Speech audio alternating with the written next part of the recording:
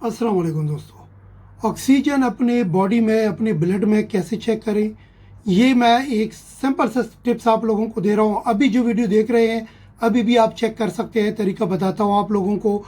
लेकिन याद रखो दोस्तों कि ऑक्सीजन जो है ना, oxygen is carrying blood in the body. हमारी बॉडी में जो ब्लड सर्कुलेशन है ये ऑक्सीजन की मदद से भी जाता है।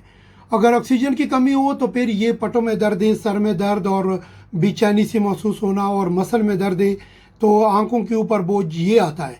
तो ये चेक कैसे करें इजीली, इसको बोलते हैं कैपिलरी रिफिल। इस प्रोसेस को मेडिकल में ये उंगली आगे कर दें, ये देखो इसका हालत ये रेड है, इसको प्रेस करेंगे तो ये वाइट हो जाता है।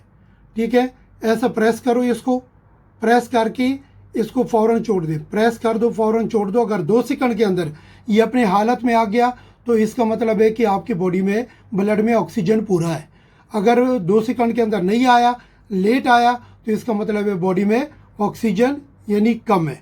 तो दोस्तों ये स्पेशल टिप्स के लिए और टिप्सों के लिए तो ये चैनल को सब्सक्राइब करना, लाइक करना ना भूलिए, बेल आइकन प्रेस करके ऑल का ऑप्शन ना भूलिए, ताकि मेरा अगला वीडियो आपको सबसे पहले पहुंचे। Thank you so much.